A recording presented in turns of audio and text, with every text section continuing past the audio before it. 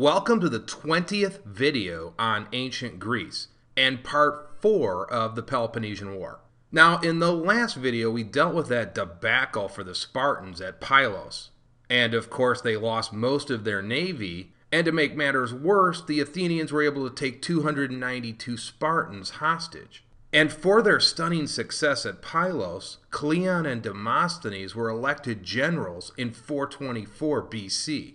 Nicias was also elected general in 424 BC as well. Now, of course, Nicias represents the more moderate faction in Athens, and that is diametrically opposed to Cleon's aggressive faction. Now, not to be outdone, Nicias is going to do a little bit of aggressiveness himself, and he's going to go after an island called Kythera, which is in the southeastern tip of the Peloponnesus, and I will show you a map of that in a minute. So Nicias sails off to Kythera along with his faction, and they make a landing on the island. And rather than slaughter the citizens of Kythera, he offers them a choice. If they will switch sides and join the Athenian Empire, and in addition allow him to install an Athenian garrison, and in return for all of this, Kythera would pay a very low annual tribute to the Athenians, and that amounted to just 4 talents. And of course, Kythera will avoid a major battle with Athens and not have their city destroyed.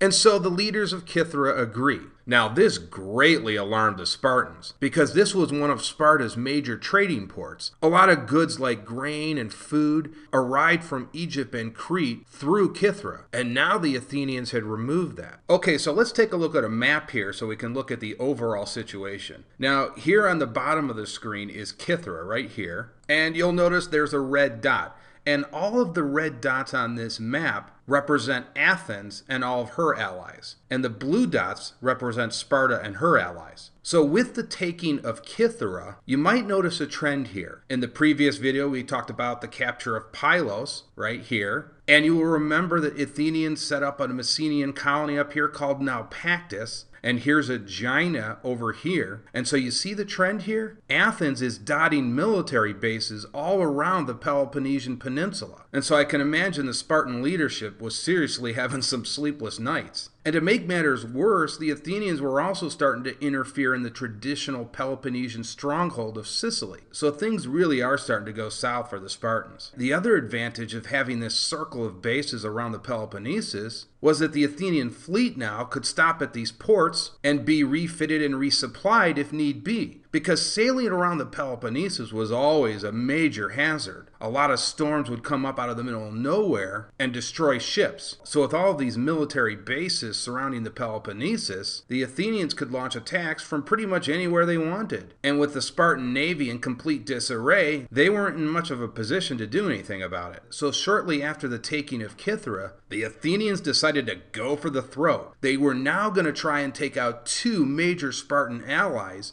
in Megara and Thebes. And of course, both of these cities were long-term enemies of the Athenians. So it was basically a 2-part plan. First, they're going to go after Megara, and then they would go after Boeotia and Thebes. And if it succeeded, it might well have been game over for the Spartans. And just maybe, the Athenians could actually win the war. So you kind of have to admire the Athenian aggressiveness. And it sort of reminds me of some of Alexander the Great's campaigns. In order to win all, you must risk all. And that's certainly what the Athenians were doing with these 2 campaigns. And so let's take a look at those right now. Okay, so the Megarians had really suffered during the Peloponnesian War. And you will remember that Megarian decree in which Athens essentially cut Megara off from all of their lucrative trade routes in the Aegean. And so Megara was essentially blockaded by this point in the war. Now, one thing the Athenians were still angry over was that Megarian treachery during the First Peloponnesian War. And you remember the Megarians enlisted the Athenians' help in defeating the Corinthians. And then when they no longer needed the Athenians, they rebelled and slaughtered the Athenian garrison that was in Megara and switched sides back to the Peloponnesian League. And so the Athenians were permanently angry about that. So this campaign would serve 2 purposes. First, they would enact some revenge on Megara, and second, they would take control of that all-important isthmus and keep the Spartans permanently out of Attica. Now, Demosthenes and Hippocrates were in the lead, and so it was the aggressive faction that was taking ownership of this campaign. Now, in ancient times, there were 4 ways to take a city. The first way was to do what Nicias did, and just politely ask the city to join your side. And you could offer all of these nice little rewards if they joined your cause, and also point out any punishments if they resisted. So that was one way. The other way was to do a brute force attack, and that was to launch maybe a frontal assault at the gate,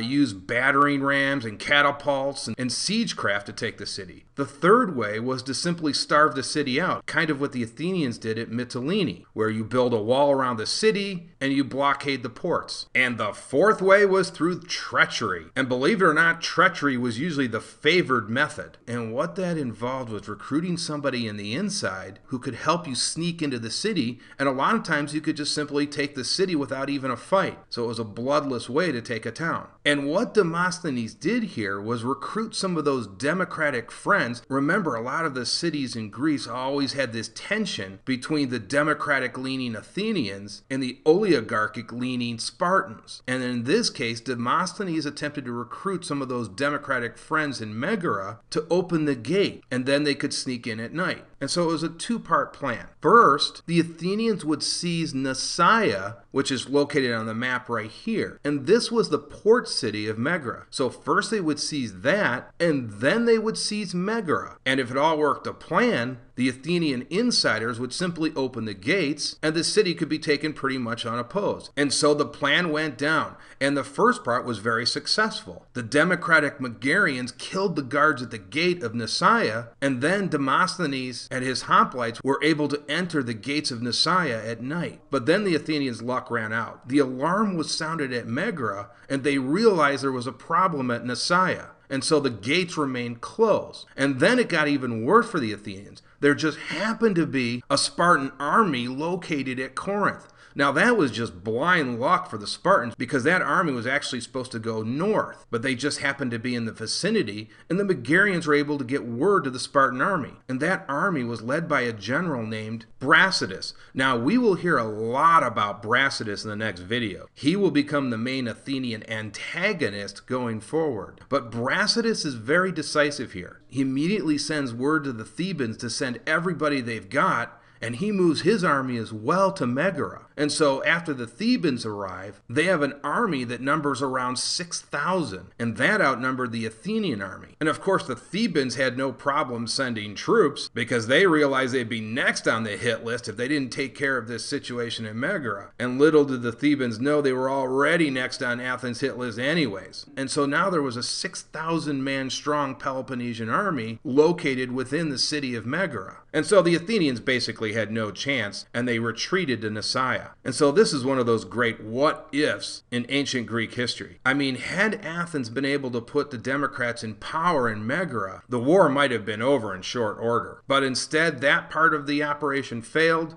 and again, the Athenians had to withdraw to Nicaea. Now, it wasn't a total loss, because the Athenians were able to retain control of Nicaea, but again, they failed in their overall objective in taking Megara. And a lot of it was just due to bad luck. Okay, now let's take a look at the campaign against Boeotia. And actually, we're going to go ahead and just use the map from the previous slide as well, because it has a good layout of Boeotia. And the Boeotian campaign started shortly after the campaign against Megara. Now, the plan was actually very similar to what was going on at Megara. The Athenians were going to try to recruit their democratic friends in Boeotia, and then try to destabilize Boeotia, and that would allow the Democrats to basically replace the oligarchic regimes. And the hope was that this would occur in all of the Boeotian cities except for Thebes. And with Thebes completely surrounded, they would eventually be forced to capitulate. Now, once again, Demosthenes and Hippocrates were in the lead. Now, this would be a 2-pronged attack. The larger attack would occur at Delium, and this would be a land attack led by Hippocrates. And then there would be a smaller naval action at the Boeotian port city of Siphae. And it would be Demosthenes who would lead the Athenian fleet from Naupactus to Siphae. Now, right away, the Athenians ran into bad luck. The Boeotians caught wind of the Athenian plans and sent reinforcements to Siphae. And so when Demosthenes showed up, the city was still firmly in control of the Boeotians. Now, compounding the problem was Demosthenes actually arrived earlier than he should have. So the attack at Delium and the attack at Siphae were not synchronized. And so this meant that the Boeotian forces were not split between the two cities. So after they rebuffed Demosthenes, they were able to redeploy most of their forces to Delium to deal with Hippocrates. Now, Hippocrates' mission was to build a fort at Delium, but to avoid a major battle with the Boeotians. So he was able to essentially build the fort, but as he was leaving Delium, he encountered the Boeotian army and was forced to fight an engagement with the Boeotians.